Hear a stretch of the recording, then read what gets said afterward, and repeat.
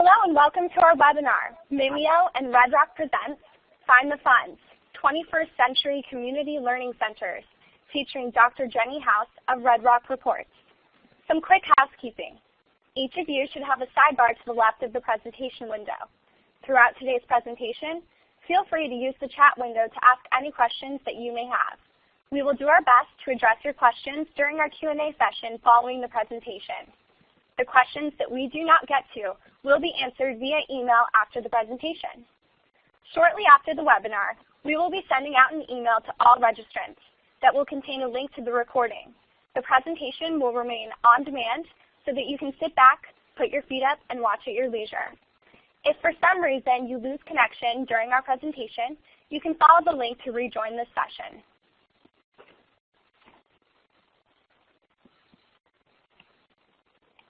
And now we would like to welcome our speaker, Dr. Jenny House. Next slide.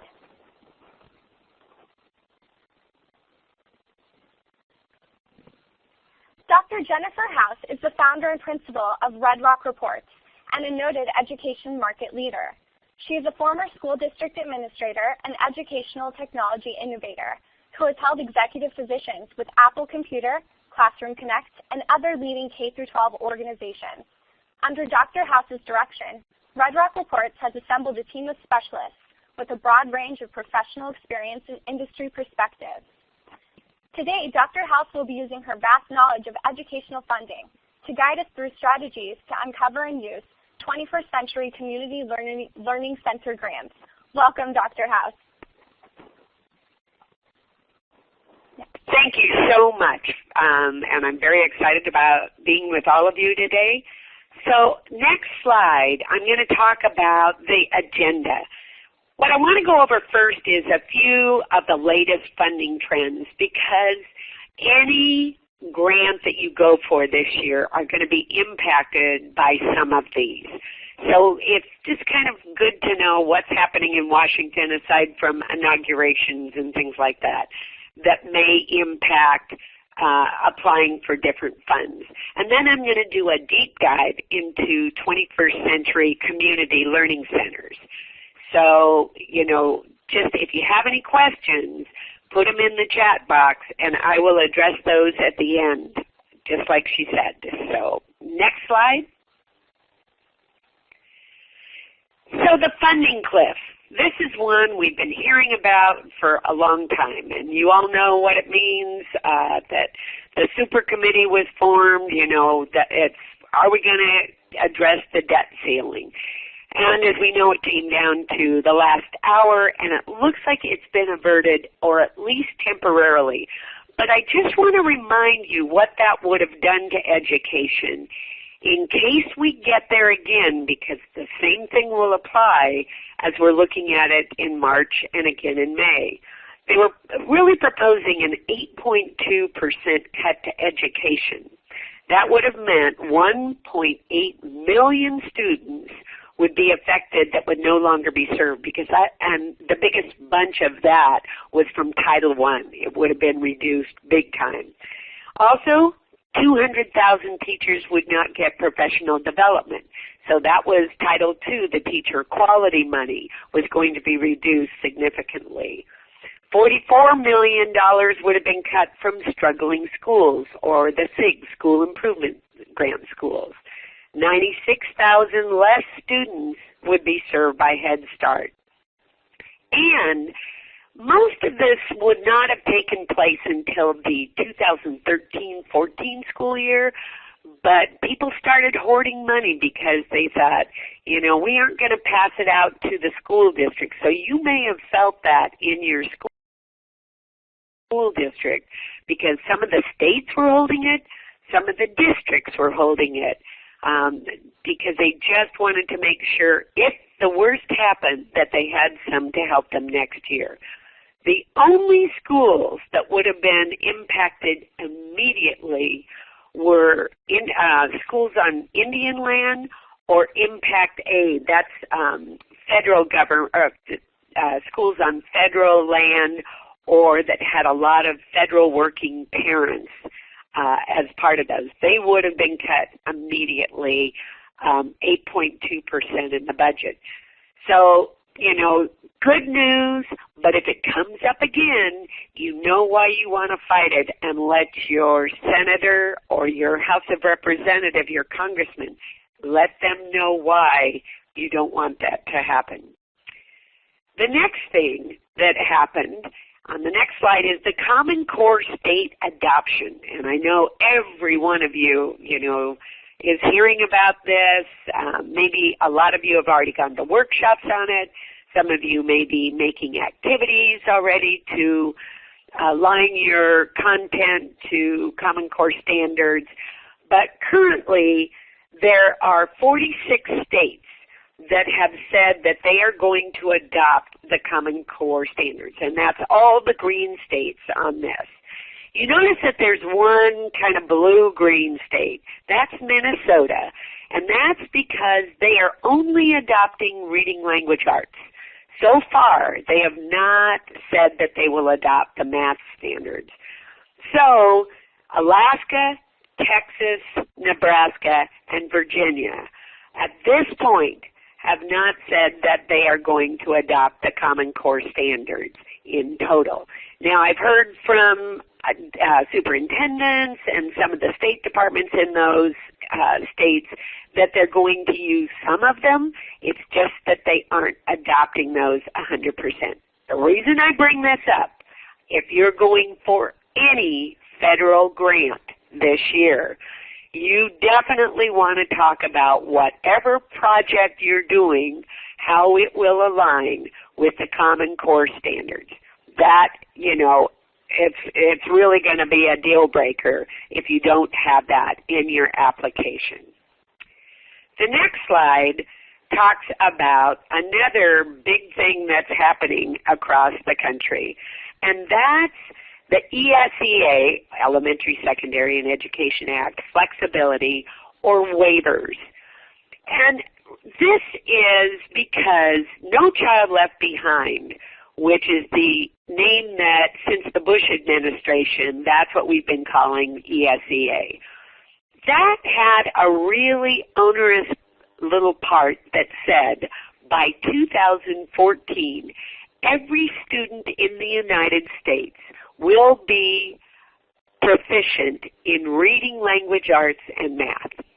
Well, that's not going to happen in yours or my lifetime, not every student in this country. And they're saying basically that all students will be above 50%. And if you think of that mathematically, how does that happen? Who's under the 50%? But we won't go there. That was the wisdom of Congress when they passed that.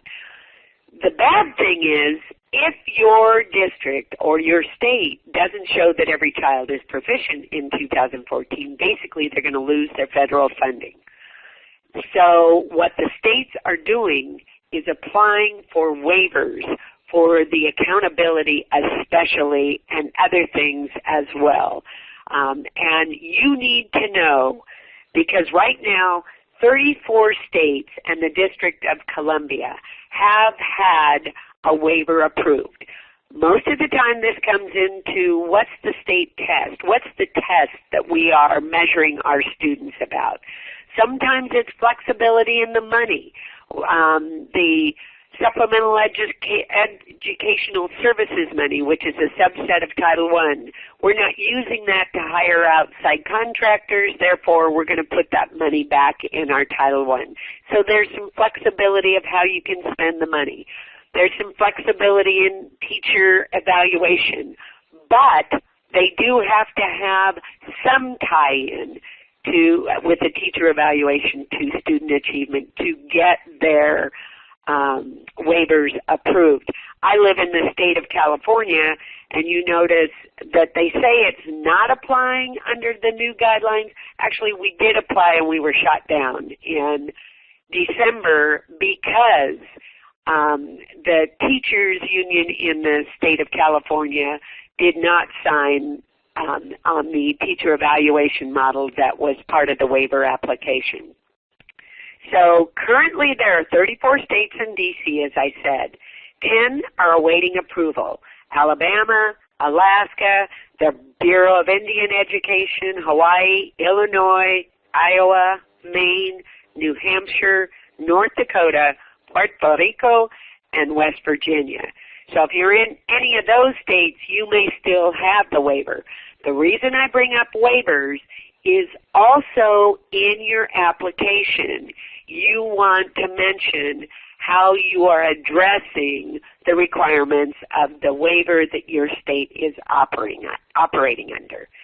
So the two things that you really want to remember to include in your application, one is that alignment of Common Core standards, and two is if you are a waivers approved state, how you're aligning with those as well.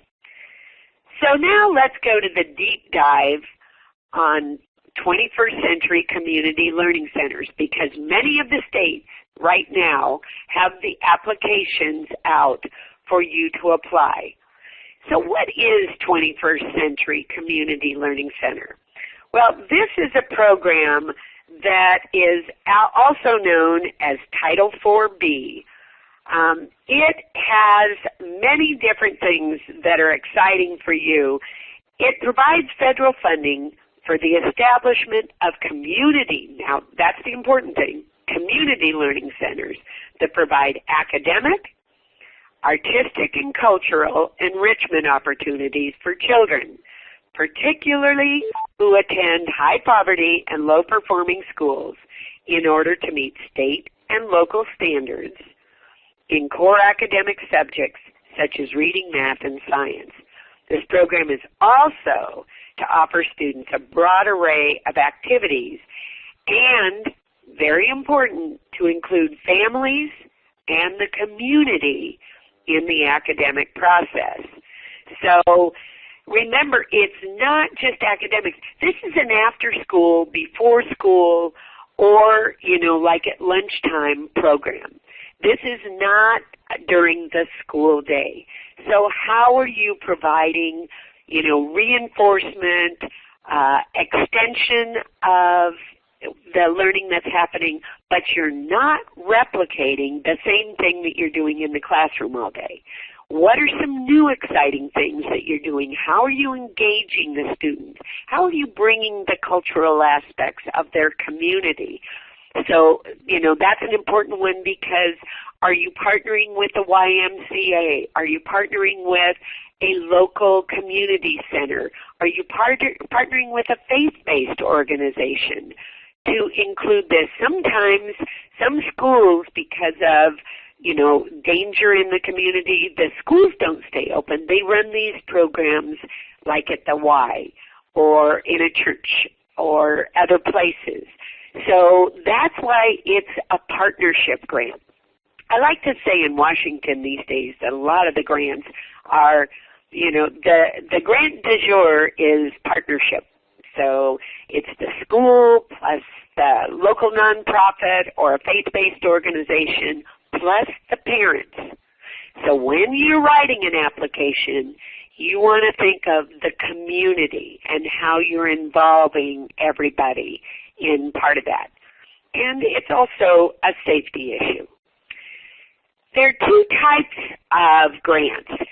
Basically, the 21st Century Community Learning Center grant is a 5-year program. So when it says competitive, that means it's the first year. So if you don't have one in your school, this is the first time you've applied for it, and some of the money is used for that. Another type is a continuation grant. You've already had it the first year. You're getting a continuation grant for the second or the third or the fourth or the 5th year. So we call those cohorts. Are you in the new cohort, the first year cohort, the second year cohort, etc.? So the money goes in two ways, to either the first year group or a continuation grant. And the way the money comes, it's important for you because a lot of people don't know how this whole thing happens. The states get the money first, and then the states are the ones that run the competitions. How does the state money come in? How do they know how much they're going to get? Well, it's determined on their Title I, the number of Title I students. Because as I said, the goal of this program is especially in high poverty or low performing schools.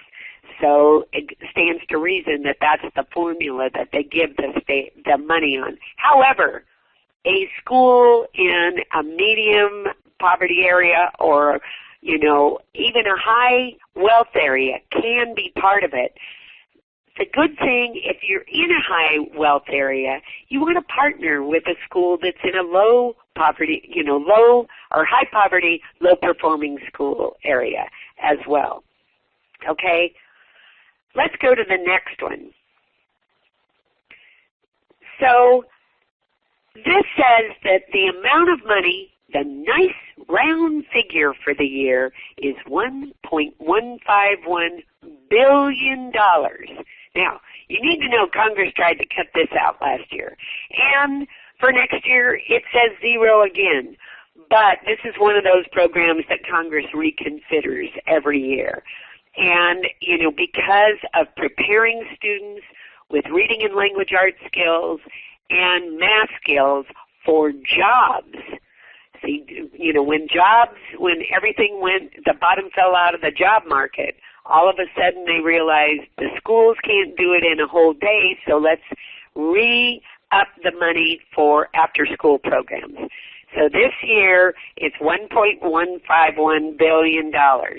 And in each state, it's a different amount that's, you know, competitive for the first year or money for the second year. So let's look at who can go for a grant on the next one. Who's eligible? Well, first, as I said, that box in the middle, the money goes to the State Department.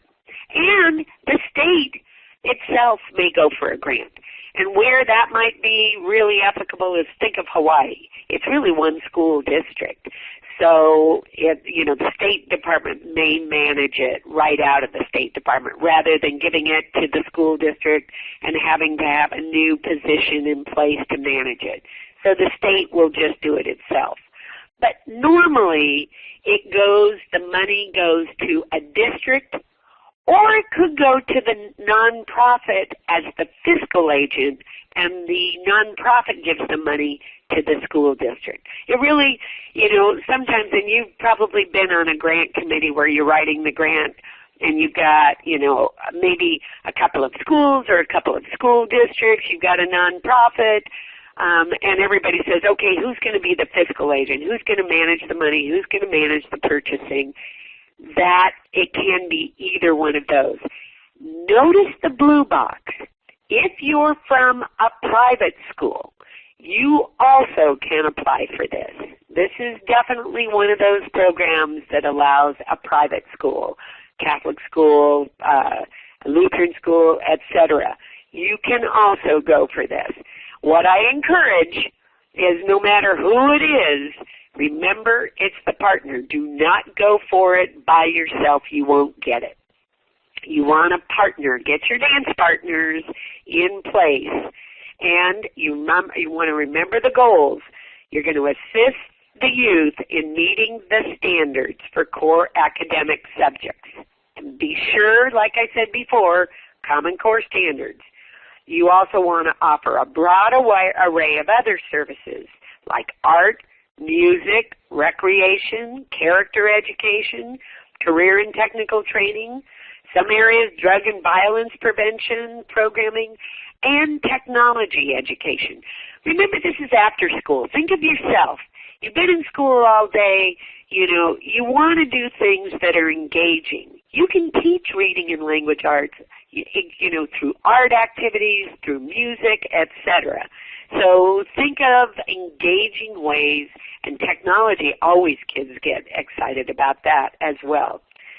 Also to provide educational services for families of participating students, such as literacy instruction, computer training, or cultural enrichment.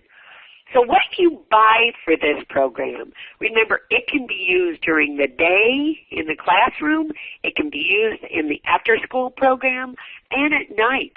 A lot of the schools or community centers stay open so the parents can use this. Be sure and talk about that in your application. And ensure that the youth and their families have decision-making roles in the creation, operation, and evaluation of this grant. Which means you want to do a needs assessment so that they can give their input of what they would like after school. Very important to include in that application. Let's go to the next page. These are the activities that are allowed, and you'll have access to these slides, so don't try and take all of the notes on this. Mimio will provide you these slides, and they'll reiterate how to get to those at the end of this. But all of these things, this is what the federal government has on the ed.gov 21st Century Community Learning Center site. So any of these things, and they're wonderful, there's a real broad array. You're not going to do all of them. But what are the few that you're going to pick out? And then what products or technologies are you going to buy to support these? So that's why we have this list here for you. These are all accepted by the government. And I've been a reader for these both at the state level, and sometimes they do federal grants as well with 21st Century Community Learning Centers, and I've read those. You really do try and see which ones of these they're taking and running with it and doing exciting things. So that's why this is an important list for you to have at hand. Okay? Next slide. So what this is you want to optimize your application. So I'm going to give you some hints on how they're judged, on how they truly meet the goals of these programs. So, before I go through how they're judged, when you do an application, first you want to have, what's your project going to be? So I showed you all of those different activities. But bottom line, you got to have, what's that goal that your grant is going to, really address?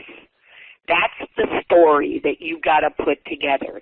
And you've got to say how you got that input from your community, your parents, and the students to do this project, and that's feeding it. What are you aligning it with? Remember, Common Core standards at your state level, and if you have any district standards that you're also going to align with. And anything that's in that state waiver. Then who are your partners? Is it the Y? Is it, another church, faith-based organization, etc.? Is it a local company that you're working with and you're, using their facilities? Sometimes that's what happens. But list those partners, what their role is, and remember, in your supporting documents, you need to have a letter from each of them saying what they're going to do as part of the partnership, and include that with your application. Obviously, there's a budget page like everybody else. And the big one is the evaluation. So let me go over the performance goals that they really want you to emphasize. The program goal that they're going to be measuring is establishing these learning centers to help students in those high poverty, low performing schools meet academic achievement standards. So remember, this doesn't say high wealth. So if you are high wealth, you got to partner with that low performing school and maybe share the resources between you. To offer a broad array of additional services like I talked about, and the families. So remember, those are the big things that they're looking for. They want, the first objective they're going to be looking at is, and they're going to rate it, participants in the programs will demonstrate educational and social benefits and positive behavioral changes, especially in areas where there's high violence, etc. Second objective, that they'll offer high-quality enrichment opportunities that positively affect student outcomes, okay, such as student attendance as well as the achievement, and that you're running a great program. That's the third objective. So those, when you talk about the management of the program, you want to remember that they're looking to see how are you going to manage that this is really run effectively, okay? Next, these are some of the sample application deadlines. So what you want to do is go into your state site and look at the 21st Century Community Learning Center. Now, some of them may have already closed. Some of them ran them in December. Some of them may not have opened yet because they were waiting for the fiscal cliff. That's why I talked about that at the beginning. They were waiting to see what happened with the fiscal cliff before they put out a competition, because this would have been a program, in all honesty, that some states might have not run this year had the 8.2% cut happened. This might have been because it's an after-school program. So if you look at North Carolina, the date that their application is due is March 22nd. Wyoming, if you're from Wyoming, it's a real short turnaround. You've got to, get it, but that doesn't mean that you can't. You want to jump on that really fast.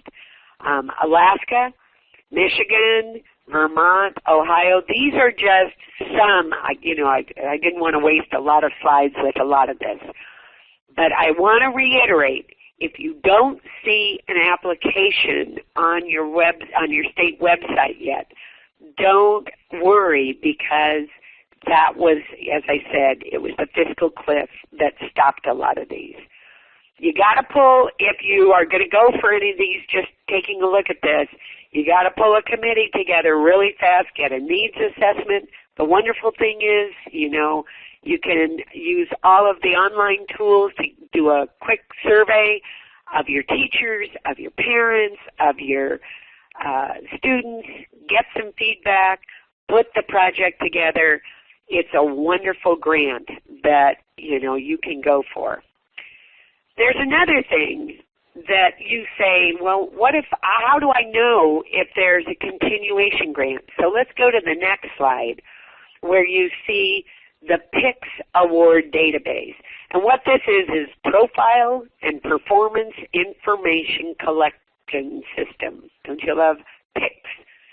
So what this is these are all the grantees that have been there since the year 2002. And that's, if you want to know, have we already had one? Do we already have one in place that's, in its third, fourth, fifth year that I can be a part of? So I can call them, say, hey, can I be a part of it this year, etc. So this is another way. Don't feel that just because there's already one going, it's too late for you to get in. A lot of times when they're going for that continuation grant, they need to show that they're continually improving. So adding some more and getting a broader array of activities and students can give them a better chance to get more money. The average amount of new awards for a state is $20 million. So, that's a good round figure that they can then give both new grants and, then continuation grants. And the range of new awards have been, from $5 million to $131 million. So this is a great program for you to jump on.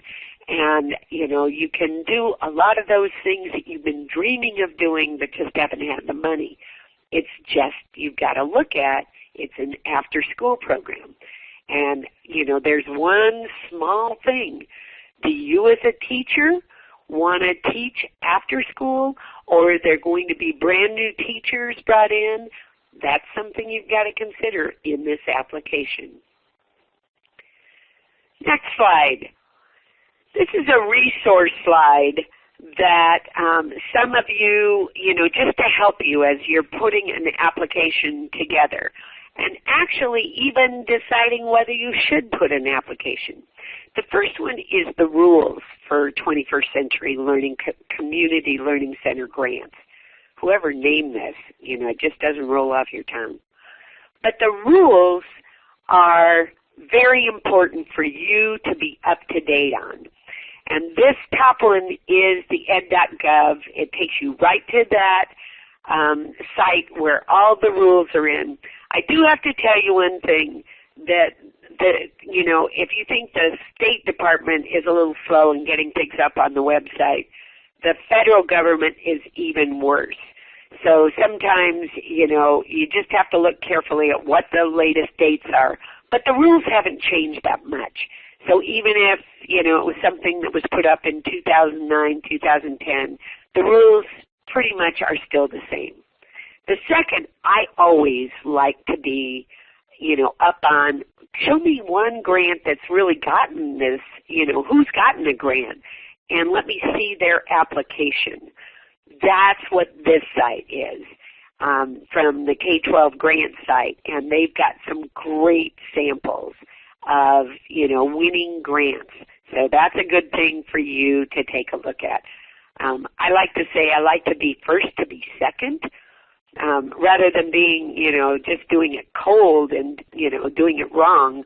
I'd like to see somebody who's done it well, and then it's not that I'm going to copy, it's just what are some key elements that I want to be sure and include.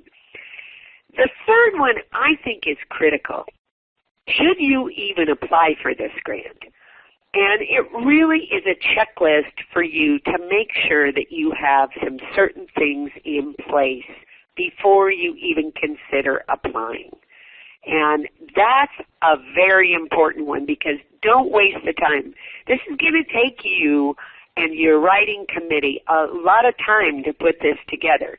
Granted, you're going to get a lot of money, but you don't want to do it if there's absolutely no chance. So this is a great checklist for you to take a look at and make sure, should I even apply for the funds?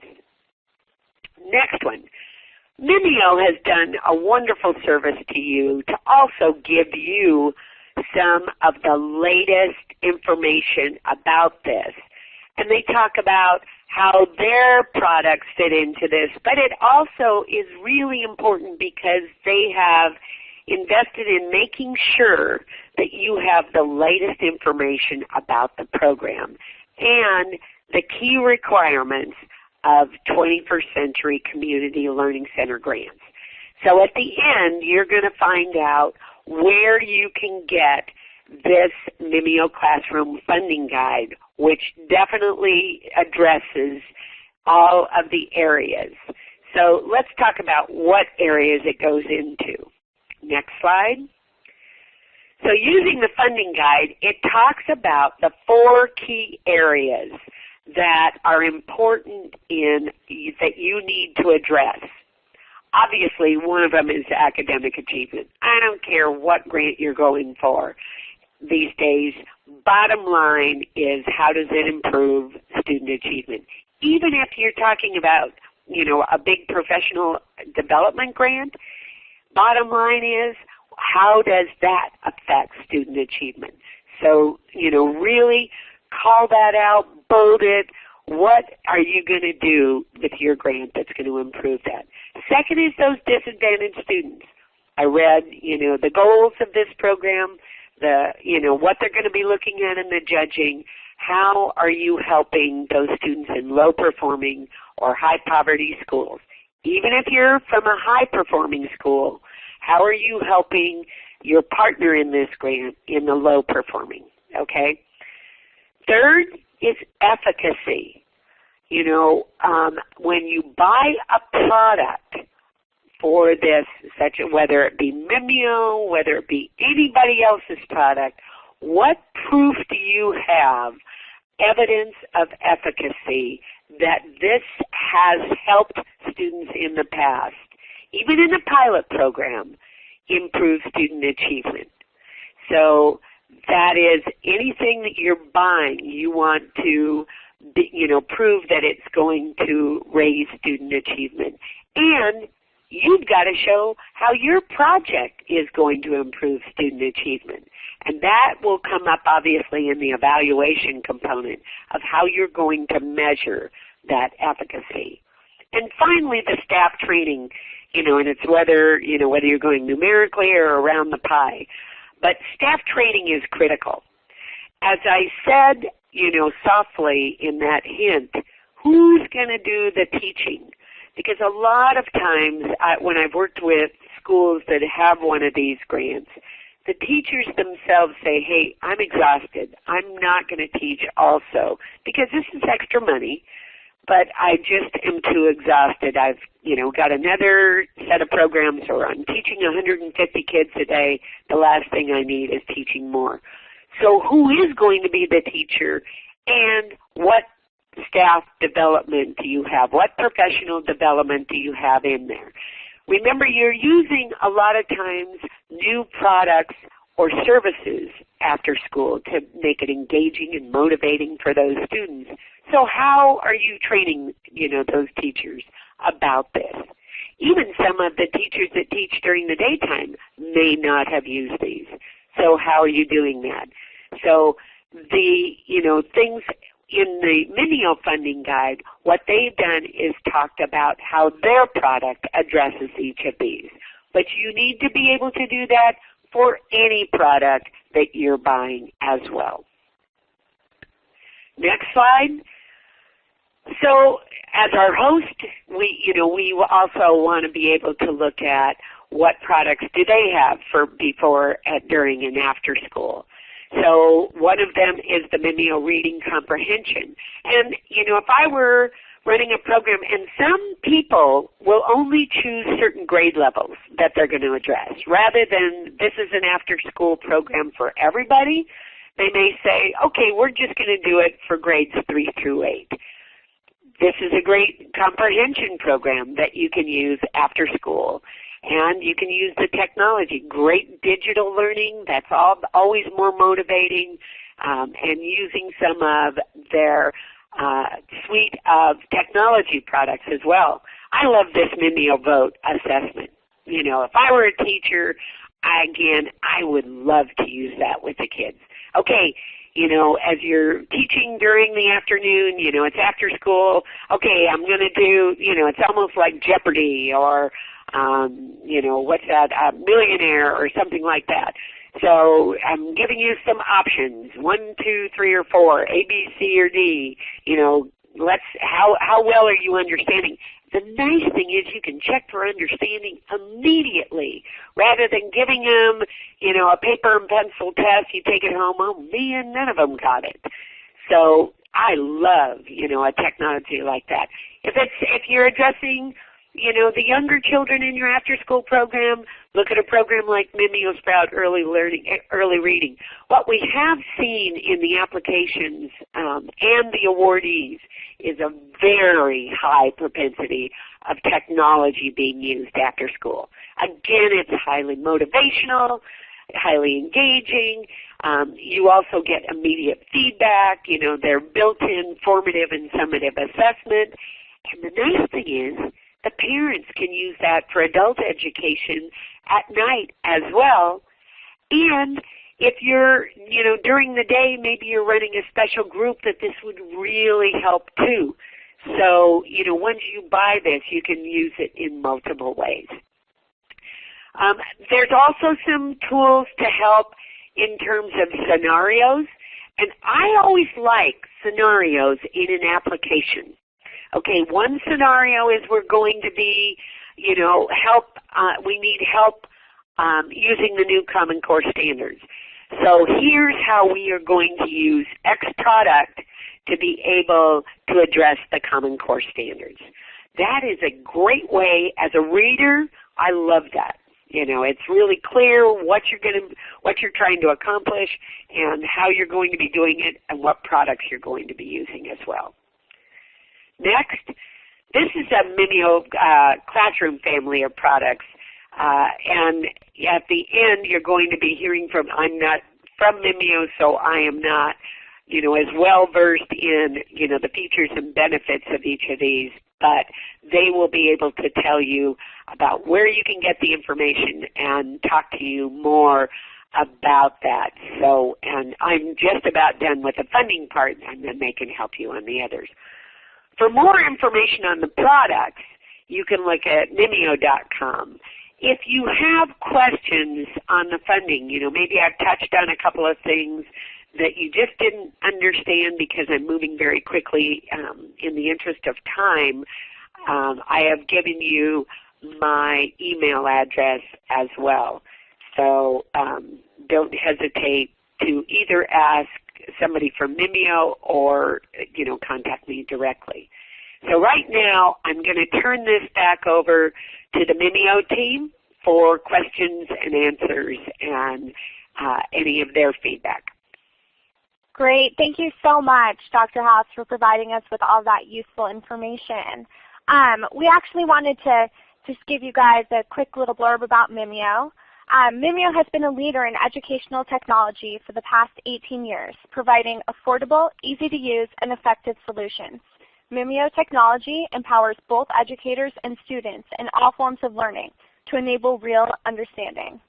Whether it's whole group or small group instruction, formative assessment, collaborative learning, or student-centered adaptive instruction, Mimio solutions help teachers put these strategies into action easily and affordably.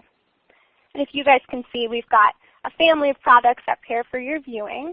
And we're going to go ahead and jump into the question and answer session. Okay.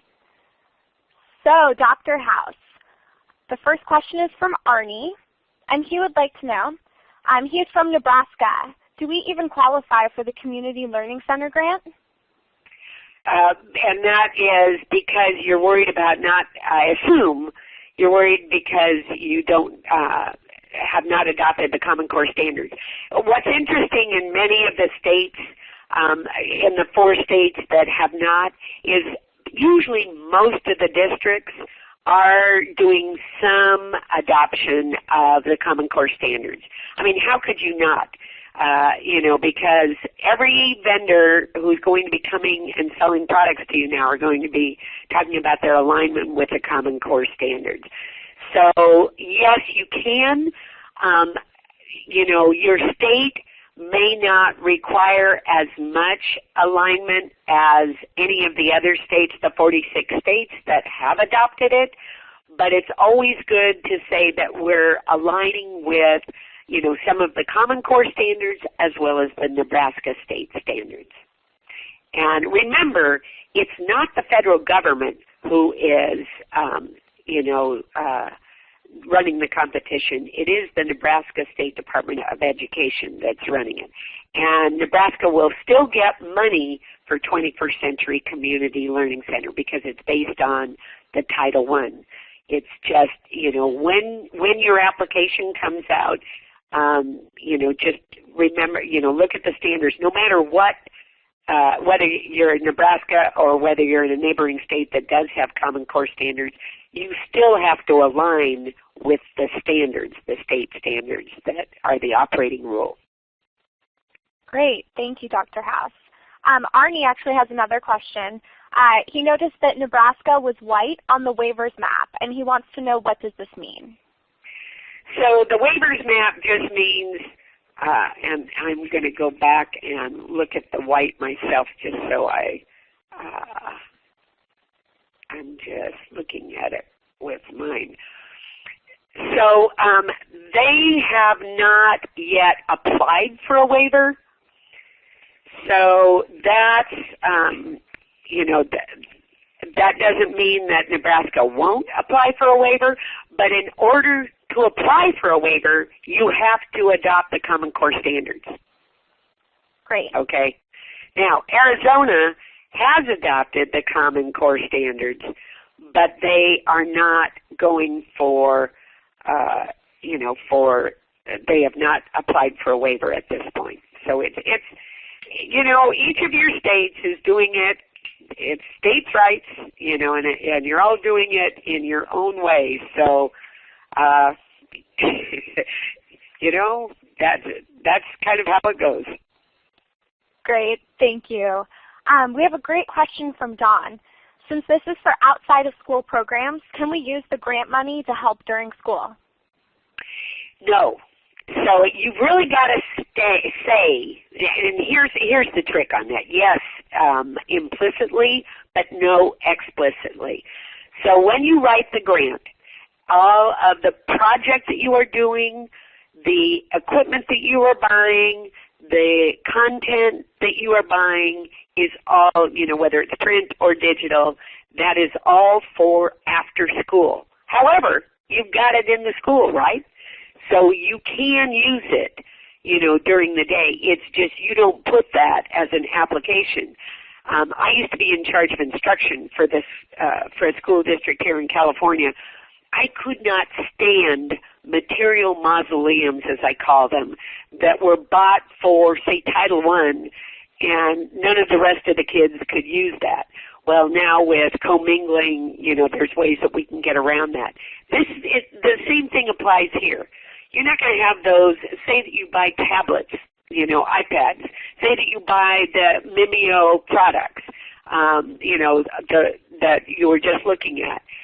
You've got them in the classroom. You've got to be kidding me that you're not going to use them during the day. So that's why I say it's implicit, but you do not mention that in the guide, in the application. What you can mention is that you're also going to use it for parents for family literacy after school, in the evening. Great, thank you. And this next question that's from Alyssa kind of stems off of a wording for applications question that you just answered. Do you have any advice on which wording we should use when applying for a competitive grant? So because this is brand new, you don't want to do a same-o. So it's something that's innovative. And I'll give you all a hint this year. The big innovation is something that you may have already been doing, but it was under a different name, personalization. And let me define it as, you may say, well, we've been individualizing learning for years. Personalization has an extra twist, and that is that you relate it to the student's own environment. A lot of times, do you remember the first time you took algebra? And you're going, why would I need to learn this? How am I ever going to use it in my life? Well, a lot of times, as you all know, I'm not preaching to the choir, I am preaching to the choir, that children, if they can't see how it's relevant to their environment, they really don't learn it. So what are you doing in this project to help them personalize it to their own area? Let's stay with Nebraska. Nebraska, you have a lot of farms in Nebraska. So if you're doing multiplication or statistics, we've got, how many cows are pregnant on the farm. So, what's the statistics and the probability that we're going to get, how many black and white versus black versus white, that it's personalized to that cultural community environment, that learning. So when it's competitive for the first time, the thing that you want to emphasize is innovation. And just so you know that, the big innovation du jour in the grants coming out from Washington this year, it includes personalization. So those would be the two words that I would recommend you consider including. Great, that's great advice. I think we have time for one last question. We have a question from Melanie. Is there any flexibility with application deadlines? That you have to find out from your State Department. Some states really will do it, and let me give you an example. Hurricane Sandy up in, if you're from New Jersey, New York, even Connecticut, some of those states impacted by Hurricane Sandy. There's been a lot of flexibility in grant deadlines around there. If you've had a natural disaster such as a tornado, absolutely they will have flexibility. Sometimes if you're just hearing about this for the first time, you can call and see if there is any flexibility in it. It really depends on who the director of the program is for your own state. The reason they get a little inflexible isn't to be mean to you, in all honesty. It's they've got to get the readers, they've got to get the reviews done, they've got, sometimes in a review questions arise, they've got to get those questions addressed from the districts or from the applicants, and then they have to re-review them, prioritize them, and then grant the awards before the end of school. So it's really, that's what's dictating a lot of them, is just the management of the grant process. Excellent. Well, I think we are just about out of time here. We would like to thank each of you for attending, and thank you so much, Dr. Jenny House, for taking time to share this wonderful information with all of us. Well, thank you, and all of you have a great day. Thanks.